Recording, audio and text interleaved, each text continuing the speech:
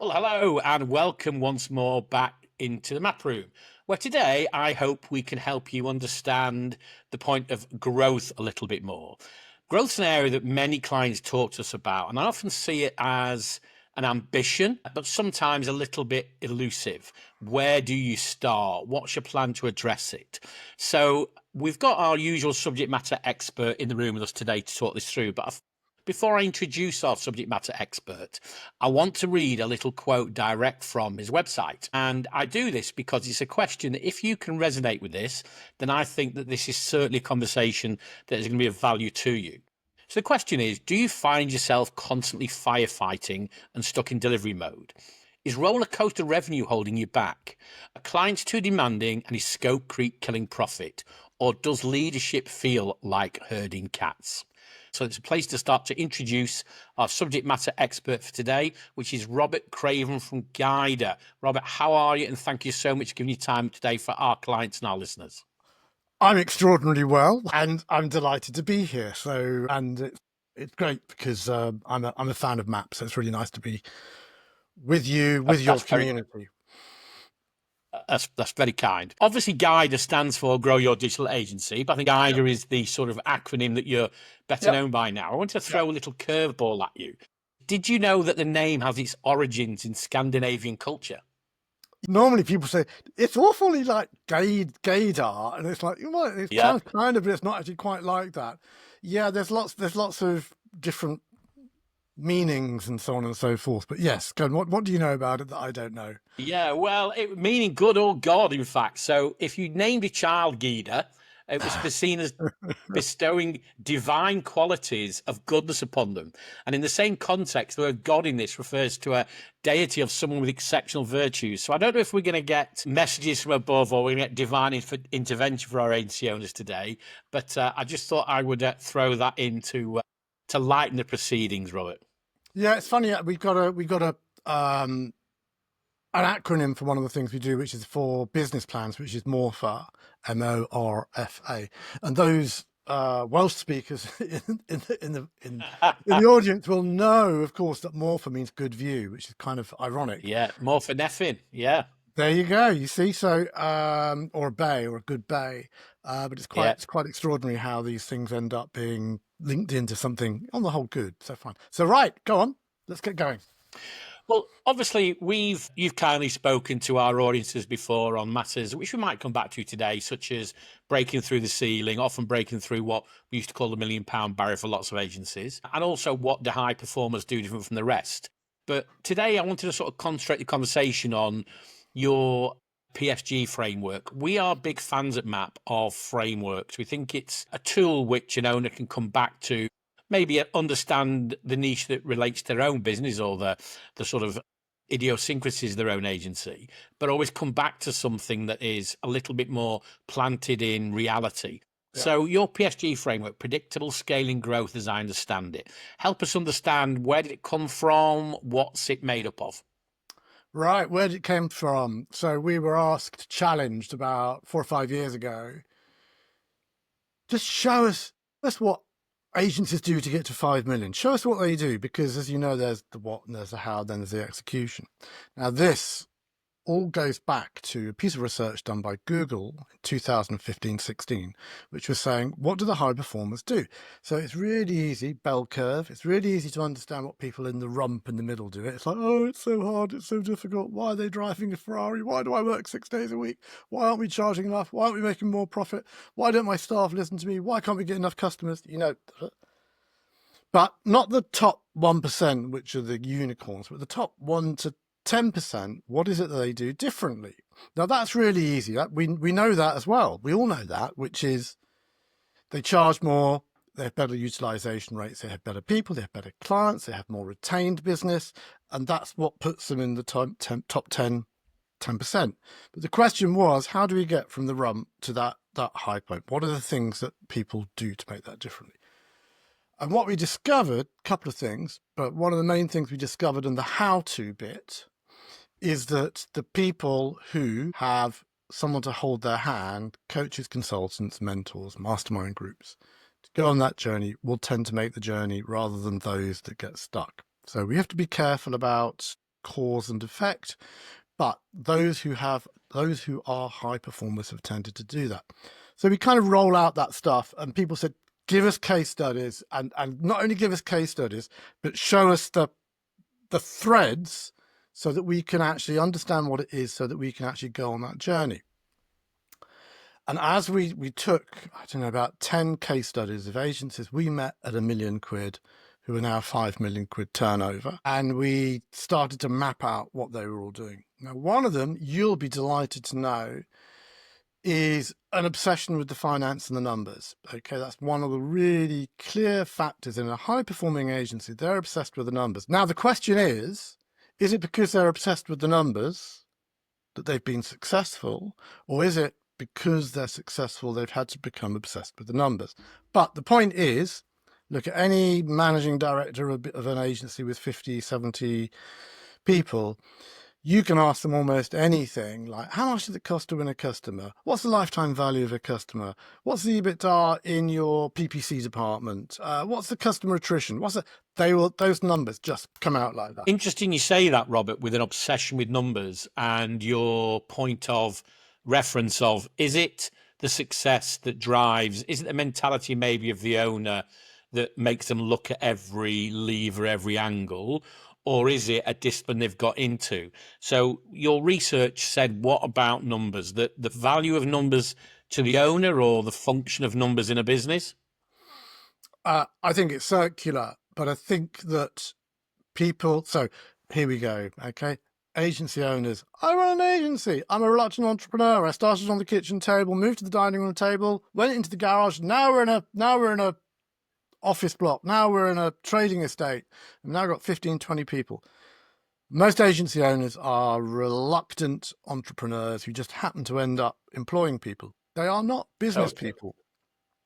And that's an observation rather than a criticism. But there is a difference in mentality between an agency owner. I love being on the tools. Oh, isn't this sexy? I think I'll do more of this. I'm sure my clients will love this if I do this. And a business owner. And if you wear the hat of a business owner, a shareholder, your questions are we getting value for money? What's the return on investment? What's the future of the business look like? What's the output per person? Is there any way we can make this business more profitable or more sustainable? If we're an agency owner, we started off doing SEO, we're still doing SEO, we're running a business doing SEO, we're still intrigued by SEO, looking for more opportunities to use SEO. But the business director is thinking, what can this business unit, this business entity that started off doing SEO, what could it be doing to be more effective? So lots of agency owners are they were entrepreneurial once. They had this great entrepreneurial idea to run an SEO agency, which was dead sexy back in 2014 or whatever it is. And maybe the world's moved on, but they're still thinking, I run an SEO agency, as opposed to what is it that clients actually need? So that the real entrepreneur, definition of entrepreneur, someone who sees an opportunity, gathers together the resources and makes it happen. Okay, sees the opportunity, gathers together the resources, makes it happen. The real entrepreneurs will move on, and often in the successful agencies I'm talking about, there's one that's now 175 people, for instance. 2019, there were 25 people, and they were a pure PPC agency, and they spotted the opportunity as they went into COVID about business information. And then they spotted the opportunity for consultancy and business information. So they still have their 25-person agency offer, but now they've employed the MBAs with the suits to go into Barclays and NatWest and do this very, very deep voiced thing. Now, I'm not saying everyone should do that. I'm just saying that that's kind of the difference between an agency owner. I run a PPC agency, SEO agency, sex agency, and the more It's fascinating. And I would totally echo that. We see that across our estate. And I've said on here, Robert, and I've said before, that the majority of agencies that we work with were created to build a craft. So somebody had a skill, designer, a software engineer, whatever it was, and the business came along to allow them actually to charge somebody some money. Yeah, absolutely. But the ones that we see that, and sometimes I work use the word niche and maybe incorrectly, the ones that we see grow sustainably are those that pivot and take opportunity as things happen. I don't mean suddenly change brand, change name, No, change what they I get stand that. for, but yes, they recognize that the opportunity within the clients is changing and they do something about it. And that crafts, I mean, I had a really long conversation today with a client who runs an animation agency about AI. And all the people that work at that agency are craftspeople building beautiful stuff. And it's like, what's AI got to do with it? Everyone will know that the difference between AI and what we do the best possible. And I'm saying, yeah, I understand that. And that's a absolutely fair position to take.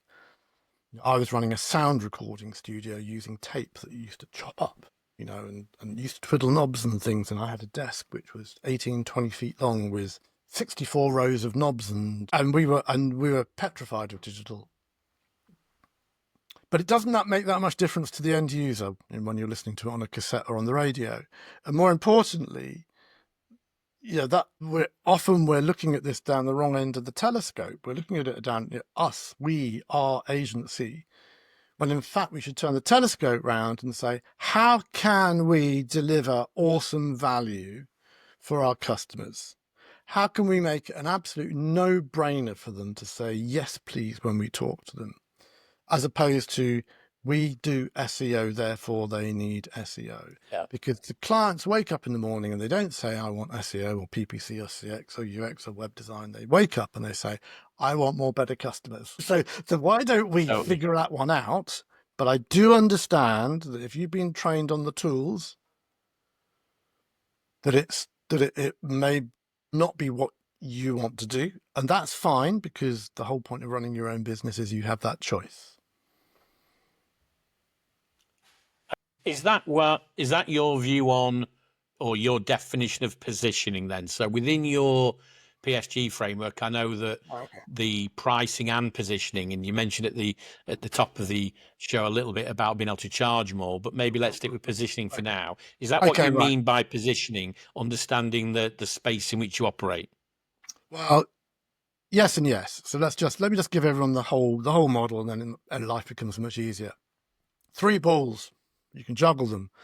First ball is awesome commercials. Yeah, we're profitable on purpose. We'll go through this a couple of times, but first one is they take finance seriously. They're on top of the numbers. They know the numbers, and the numbers that they charge are sensible. So they are charging definitely north of £100 an hour. They are getting definitely more than 100%, £100,000 per fee earner. They have got utilization rates in excess of 65%.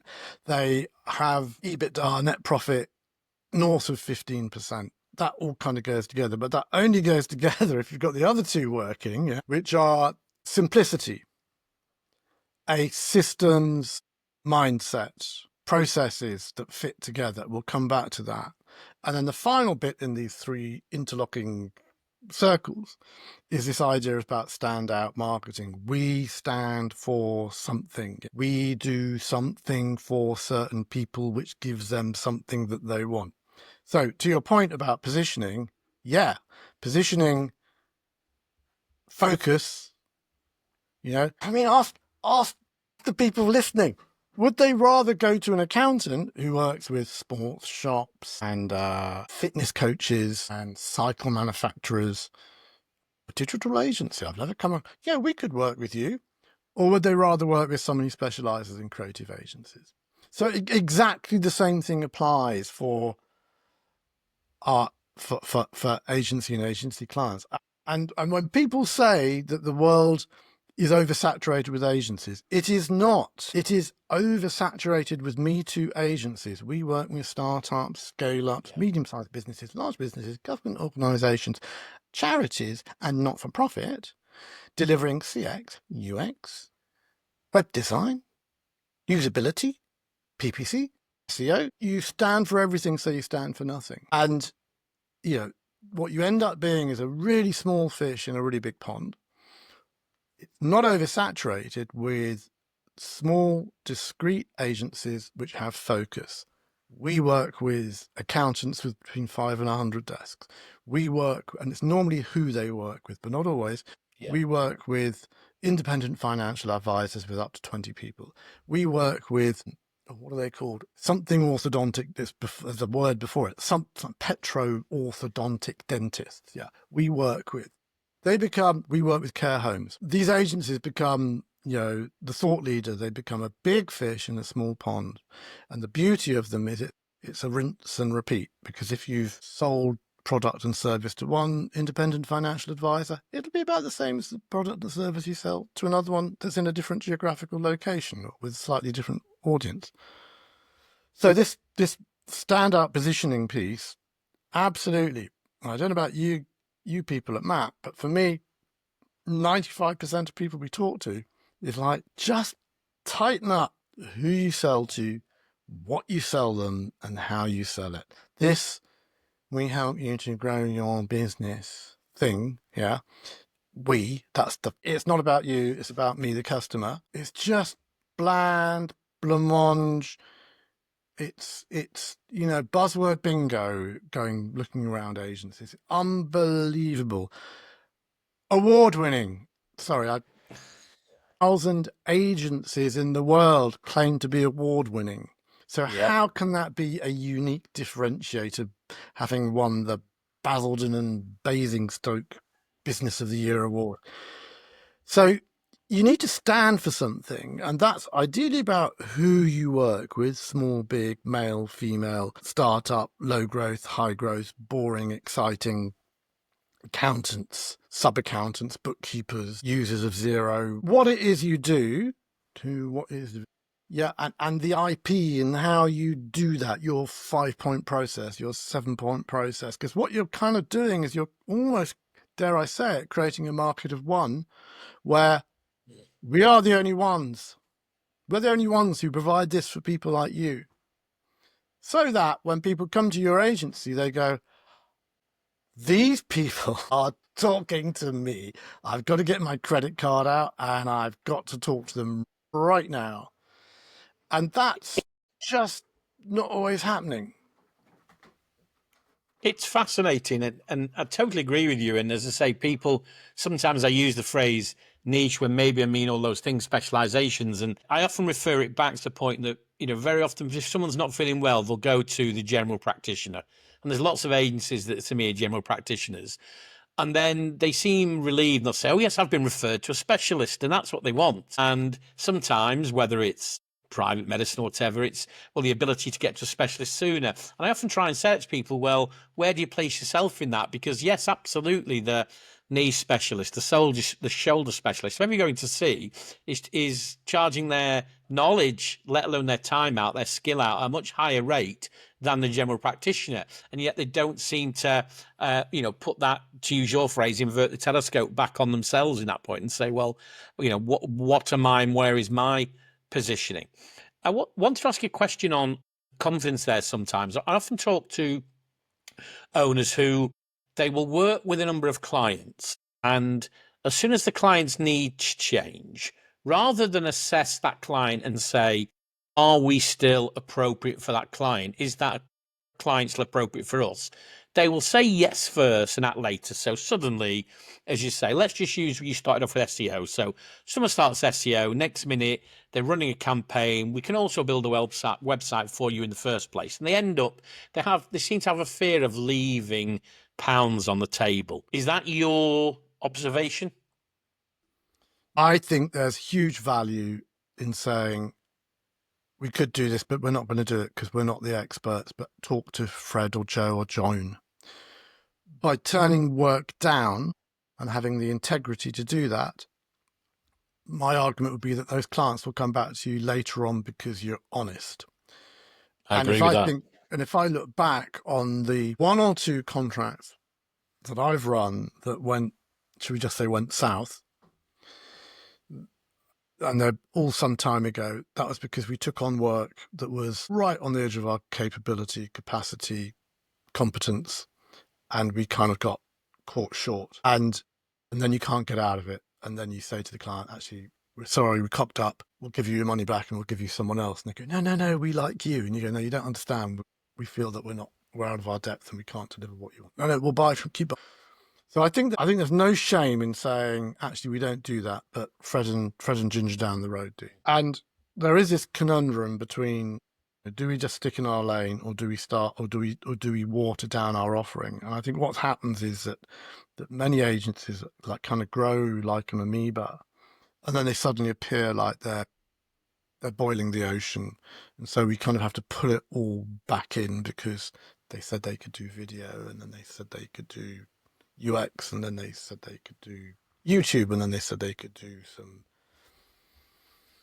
something else, and you just kind of keep coming back to, but what are we really good at, and what do we want to be known for, and let's try and get back in there, because then we have the opportunity of saying no. So if we just go back to this model, commercials, really great at commercials, simplicity in processes, systems, options, what they deliver, and standout marketing. That's it. That's what these businesses are doing. It's not, in some senses, it's not rocket science, but they're doing all those things well. So you look at standout marketing. Actually, I'll just pull back one level first, okay? So when we talk about how do we actually do this, there's a circle around these three balls, which is this bigger picture stuff.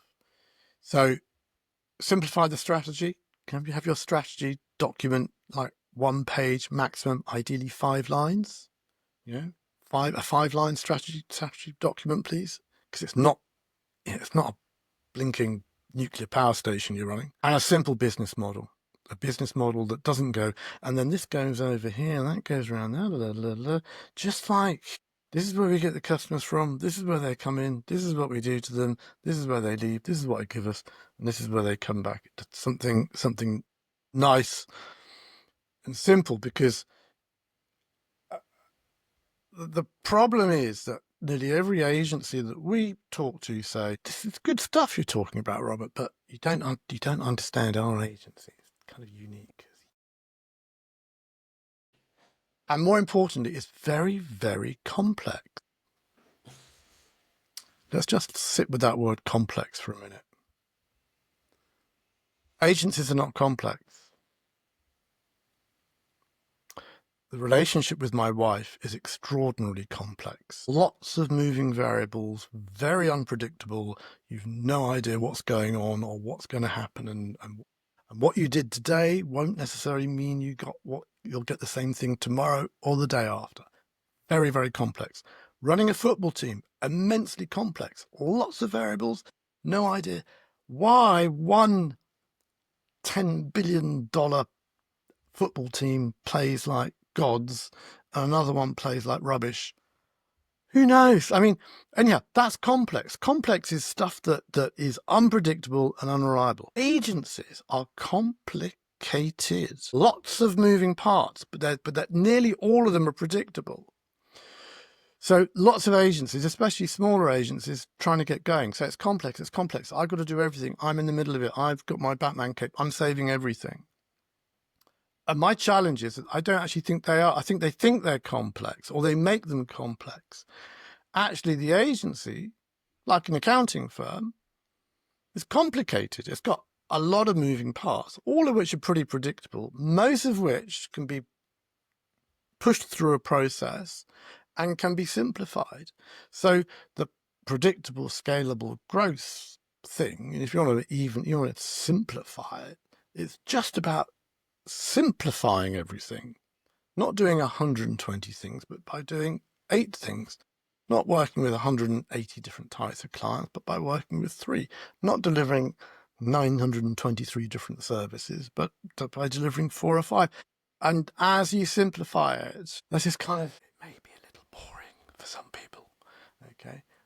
And it may not be quite as sexy and, but it gets easier. And then it's almost like a handle turning process. So we simplified the strategy.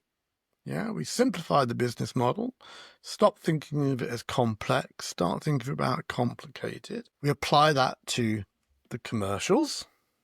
We measure a few things really, really carefully. We apply that to the systems. We have systems for onboarding, offboarding, for marketing, for sales, for delivery. And we simplified the marketing. The marketing is just one or two really clean messages that totally and utterly resonate, maybe for very few people. But, how many new customers do you need? You don't need, very few agencies need 100 new customers a month. They just need maybe 4 or 5. If they need 5 a month, then they need to write 15 proposals a month. And if they need 15 proposals a month, they need to be talking to 50 or 60 people. So suddenly it all kind of relaxes a bit.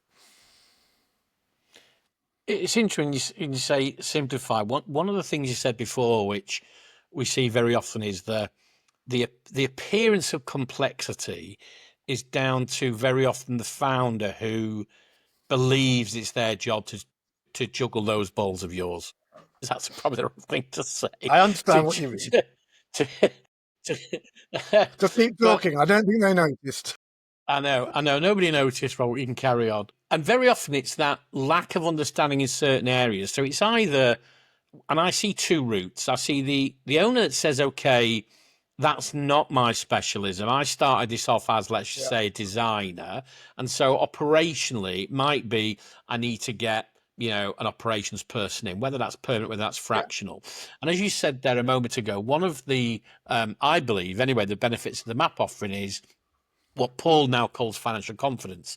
It's not turning you in to a finance bod yourself, but it's helping you understand in as simple terms as possible the levers and mechanisms that you've got to use your numbers to increase and improve the performance of your business. So it is that simplicity. So I totally agree with that. You've spoken before about a phrase which is clarity is kindness. Yeah. So help me understand and help everyone else understand the difference, therefore, between clarity and simplicity, if there is one, or is that the same thing?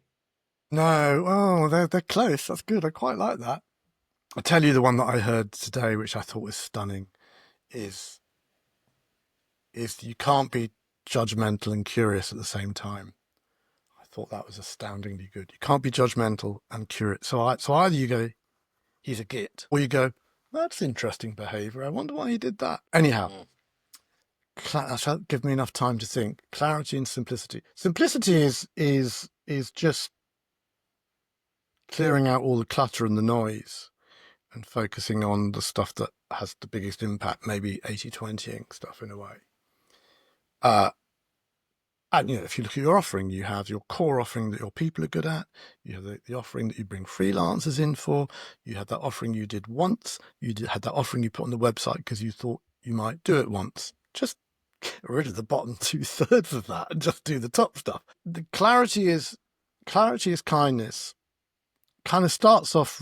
It relates to ourselves, but originally it came from dealing with our staff. How often are we not quite honest with our staff, either in terms of their performance or what's happening with the business? So clarity is kindness kind of goes along with Kim Scott's idea of radical candor. That if we're honest and straightforward, we can actually get much further forward with people. Not the same as bullying, because bullying is like pushing your weight around for your own benefit. But clarity is kindness is about saying, hey, you've been with us for 2 months and we are a bit disappointed with your performance. We were expecting you to be at an 8 or a 9 by now, and you're only at 6. So let's put together a plan in order to get you up to 8 or 9. That's clarity is kindness. Clarity is kindness is with ourselves, really understanding how the business is performing. We're currently running an unprofitable business. We've got 4 months left before we run out of money. So we need to make some decisions now. And it's kind of about, it's a bit like being grown up about everything. I'm chair of an agency. I can say this because it'll come out after. And it was like the board meeting, which I thought was going to be really difficult because it's the first one I'd done with them. And they kind of went through the numbers and there wasn't enough money there. And it's like, someone's got to go. Okay, so if someone's got to go, who's it going to be? And the clarity is kindness is about, let's use Larry logic, the left-hand side of our brain. Let's not fool ourselves or use vanity metrics to kind of disguise the facts. And so, yeah, clarity is kind of starts off being about how you deal with people, the people around you, because I believe they can help you much more if you say, look, sales are down, and if we get another bad month like this month, we might have to switch you from what you're doing now to start doing some other work. And then they can go, okay, right, I can plan for that. We were going to go on a holiday. Maybe we should go on a camping holiday now, or yeah. So I think, so the clarity is kindness, I think, just goes all the way around. And then suddenly you realize, oh yeah, then maybe that's true with my relationship with my kids and with my partner. So I think what happens is often we blur things, thinking it's to our advantage, make things more complex than they really are. Whereas just dealing with them straight on is better. It's gone very, very deep and very, very serious suddenly. Fascinating. And I have a view. We have a page within the standard management accounts pack, and it was something that I worked when I was a client of Maps with David Arden at the time to create a meaningful KPI sheet, and that was something that we talk to lots of clients about now, and sometimes they don't believe me when I say, if you're going in the right direction, this will change. Because if you just want to look at the same numbers, whether they're all the bad numbers every month, whether they're all the good numbers every month, and your phrase there, if it's about vanity reporting, it's not going to help you. So actually, I'm a big believer in whatever stage your budget's at, and sometimes every year, but sometimes within the quarterly reforecasting, have another look at your KPIs, because in that particular instance, your focus might need to be on something else. Yeah, And that comes back to absolutely. clarity. And I'm a big believer in Yeah, key yeah, performance yeah. indicators just absolutely having that clarity and not being there for vanity purposes. So it's not a dissimilar philosophy. So what I add to that, I mean, I'm a fan of KPIs and dashboards. I'm also a fan of the four bullet points. Okay, so this goes right through our business and all the businesses we work with. Have your board papers, 4 bullet point summary at the top. You then commercials, simplicity, standouts. That's finance, marketing, operations. So have your finance report, marketing report, operations report, people and culture report. 4 bullet point summary with a hyperlink to the other stuff, and then moving forward, 4 bullet point. Likewise, with the dashboard of KPIs, financial performance, 4 bullet points, qualitative, quantitative, performance indicators or predictive indicators, but 4 bullet points. That's all. It's like, when you're flying an airplane, you want to know how high, how fast, how much fuel. Everything else is detail. Just because we can measure something doesn't mean we need to know what it is right now. Marketing, 4 bullet points. Operations, 4 bullet points. People and culture, and that's that simplicity of making sure we're looking at the core things. So it might be turnover, gross margin, cash, and utilization. I don't know what it'll be different for different agencies, but it's just getting this. They're pretty close to my 4. I'll give you that. It depends on what your business is doing. If you're in Yeah. growth mode, it can be very different if you're Yeah, selling. exactly. Yeah, but it's just getting a handle on what's going on. I was in a first board meeting about 2 weeks ago, and it's like it was a spreadsheet. Shit, they'll know who they are, but that's okay because I've told them about it. Like, it's a spreadsheet with 112 tabs along the bottom, and it's like, I can't be reading this. I haven't got the time. My life's too short. Can you just tell me the big stuff? Just tell me what. Oh, well, it's all there. I know it's all there. I can see that, and a gold-plated set of scales doesn't make the pig weigh any more. Yeah. I just want the clarity is kindness. I just want the big numbers. What's the turnover? What's the profitability? What's the utilization rate? How much cash in the bank? Thank you very much. All green. I love it. Ambers, reds, let's talk about it. And I think, just going back to the beginning of the interview, because many agency leaders haven't done business school degrees, haven't done courses in accounting, haven't got an MBA, haven't run other businesses before, they're just a bit light, because they've not done it before, on I suppose you'd call it business acumen, how to run a business, Yeah. what measure, and so on and so forth. and they love being on the tools. I guess part your job and our job is partly to say, look, if we can just get a bit more on top of this information, everything can go so much better. And you from driving drunk in the dark with a blindfold on, with a broken arm, to actually seeing what's coming up ahead of you and being able to accommodate it, because that's kind of what you need to do. You need to be kind of looking down the road.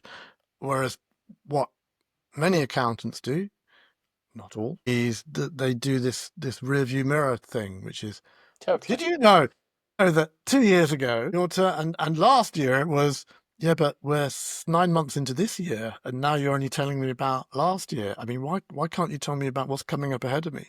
And yeah, and the whole point of having a decent accounting firm with you is that you're able to go, oh, right, so Q4's down a bit. We need to put a bit more pressure on utilization, or we need to put a bit more pressure on the sales team, or we don't need to do that. We just need to bank some money, or we just need, and you can't do that if you're driving blind, but you can do that if you're driving with your eyes open. So the reason that business boardroom, the good one that I told you about that made the decisions, was able to make the decisions, and actually they are a client of yours as it happens, is because they've got the data in front of them.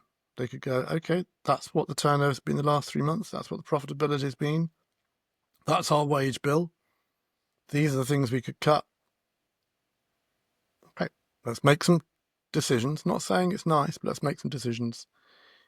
We can save the business for everyone else. We can move on for another day. So the simplicity model, simplicity is about, being great at commercials, great at the simplicity, the systems mindset, and the standout. These things it keeps on coming back to that it's not complex, but it might be complicated idea. I think you've hit on something as well there, Robert, which is both you and I will, sit on boards of agencies and hopefully bring an external expertise, as I say, from doing something potentially different. Whether that's bigger, better, faster, stronger is irrelevant, but it's doing something different. And having seen how more complex organizations control their information, and it is all about the simplicity. I introduced the executive summary into the accounts back for that reason. I think it's something that often gets misunderstood, that very often I'll talk to some clients and they seem to want to, their perception of value is, can you help me in these 12 areas? And I always say, well, if it's those 12 areas, it might not be me, but also, you've got bigger problems if you've got those areas. And the ones that we tend to, whether it's on a map relationship or the kind of stuff that you and I do as well, it's actually being really clear on that. But I understand all that distraction, that noise, but this is the real problem. And it comes back to that clarity is kindness. It's being honest enough, straightforward enough to help that owner understand that whilst, as you say, there's lots of other things going on, but okay, have we got enough fuel left to get to Heathrow is probably the number one priority. Yeah, so absolutely. So I think people get, one of the things that happens is that people think strategy is all about planning all the crazy stuff. That people really don't understand what strategy is, but let's park that for now. The strategy piece, in a way, is about getting to the crux of the problem. It's about acting like a 4-year-old saying why. It's like, turnover is not quite what it should be. Why? Because sales aren't what we thought they were going to be. Why? Because the marketing team haven't performed very well. Why? Well, I think they've not got the right collateral. Why? Because we're not really quite sure about who we're going after and what we're selling. Why? Because we're not really clear about the position and where we stand, and we're trying to be in 3 camps at the same time. Right. Now we've got to the crux of the problem in the agency. Let's design our way out of that. And I think that way too often, agency folk, clarity is kindness, aren't prepared to kind of dig into what is the real problem going on here. Because if we can unpick this real problem, and that problem might be that our pricing is wrong, it might be utilization's way too low, it might be that we're selling out of date product, it might be, it could be all kinds of stuff. But I think we we just kind of look at the numbers and we don't dig into the why. What are these numbers telling us? What is the root cause of the problem? And if we're able to do that, then things start a bit like dominoes. It all starts coming together. It's a bit like, sales sorts out most things. On the whole, more sales sorts out most stuff. But it's just having that clarity about what the real problem is. And I think the outsider can offer that, and I think some proper facilitated workshop can sort that, and I think just some honesty about how good we are really can sort that. I think sometimes you mention workshop there, and I know you do a lot of that. And if I call it wrong, the mastermind program might be different to some of the workshops, but it's also that thing, isn't it? It's about helping that owner understand that they're not on their own. Their problems are not as unique as they wish to believe they are. Right. It's also about getting them out from their own space where I find, people will say to me they want accountability and then get upset because I keep asking them unpleasant questions every Did month. you?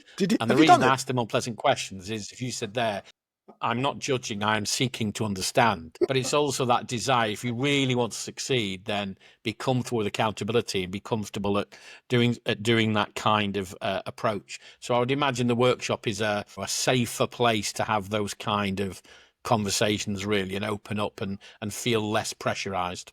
Yeah, and more pressurized as well in a way, but in the nicest possible way. I think part of our role uh, is to help people make the tough decisions. So about the clarity is kindness thing. I mean, lots of us know that Flossie should go because Flossie's not been any good and been turning up late, and Flossie's only got so many limbs still, and is the husband's this and the children are that. But everyone knows that Flossie ought to go. And actually, back to clarity's kindness, probably the kindest thing you can do to Flossie is say, Flossie, I think, you've outstayed your welcome. You're not delivering more. Why don't you go somewhere Well, where we're you're not the right welcome? people for you. That comes back to the That's kindness very right. often, That's isn't right. it? It And might not be them, it might be us as the business. exactly. So I think that part of our job, and Mastermind does it very well because it's people have been there and done it, helping people go there and do it, is helping people make the tough decision. Like, because I think what's going on is when agencies are very small, they want to know what to do. You need a business plan. Oh, you need a marketing plan. Oh, you need, it's like that, a bit like the financial maturity thing. You need something unique about what you said. Oh, I hadn't thought about that. As they get bigger, they need to know how to do that. They know they need a business plan. They've done it 5 times, and it's always a waste of time. So they need to know how to do it in a way that's effective. So we move from the what to the how. There's then another bit, which is that people know the what and the how, but for some reason they're not able to execute. So the fascinating thing for me is, what is going on in their noggin, that they know they ought to get rid of Flossie, but they're not able to. What is going on in their heads that they're not able to put up prices? What if we were able to kind of just unlock their way of thinking so that they would feel comfortable making a more constructive decision for the agency, then they would feel happier. I know there's lots of assumptions in there, and I'm not trying to be smug or arrogant about it at all. I'm just saying that our mindset often holds us back from doing what we know to be the right thing. So sometimes if you're able just to unpick the mindset about why they want their business to be 5 million turnover, or why they have to run every meeting, or why they think they have to be on the phone when they're on holiday, or why they think they have to attend. And as you unpick that stuff, they're able to make choices which are better for themselves. It's kind of almost like a therapy thing. But I do think our job is to help people make the tough decisions, and if they wish to, if they see it. But our challenge is to show them options so that they can go, oh, I could do that, and that's okay. Or they go, oh, that was a. I've been working with an agency owner, 175 person agency. He got kicked out of home when he was 14, so he's always desperate for money, desperate for $5 to stay at a hostel and a meal, and then desperate to pay the rent, and then desperate to buy a house with his girlfriend, and then desperate. He's just sold his 175 person agency, and he's still desperate to earn more money. And it's like, mate, Yeah. that behavior saved you when you were 14 to the age of 30, but Yes. now you've got $20 million in the bank. You don't need any more money. You've got a beautiful wife and beautiful children, a wonderful home and time.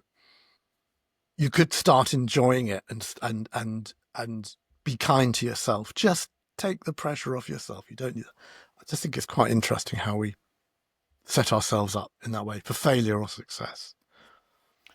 I think that comes back to what we said at the start, Robert, which is growth for many people is elusive. And we had Caroline Cantillon talking about the growth mindset. And it's really, people think the growth mindset is what you switch on. It's actually, in my experience, what you turn off. It's all those things that we've become Not conditioned by You're not good our enough. external. You're not good enough. No son of mine would be doing that. Your wife won't let you do that. Your friends won't do that. How can you stand up when you're only driving one of those cars? I mean, honestly, it is that noise in your head. But it's it is your conditioning, and it's the Yeah, ability to, yeah. as you say, sometimes be comfortable with the change, and also understanding, as you say, that the drive and whatever got you where you got to is not what you need today. And that comes back to your point of clarity. Understand where you are in your journey right 100%. now, and get the 100%. people around you can help you with that part of the journey. And they maybe entirely different to what you Exactly. needed beforehand. I'm conscious of time because Yeah. when we started this, we said about briefings trying to get, but every conversation that I enjoy does go I on. did warn you. I did warn you. You did warn me, and I could hover over the pause button, but I wouldn't do that because it's all it definitely resonates with me having made that journey, Robert, and it's so much some of the things that I see with clients who seek our input, and very often those things about just simplify it and be clear, and I say be honest with your staff and on all those things. If anything you've said today resonates with somebody, how's the best way that they find you?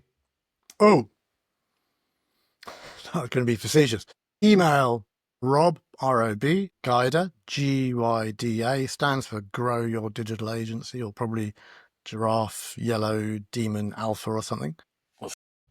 And always delighted to talk to people who run agencies. I am obsessively fascinated by everyone's agencies and how they run and how they work and how they can do better or not.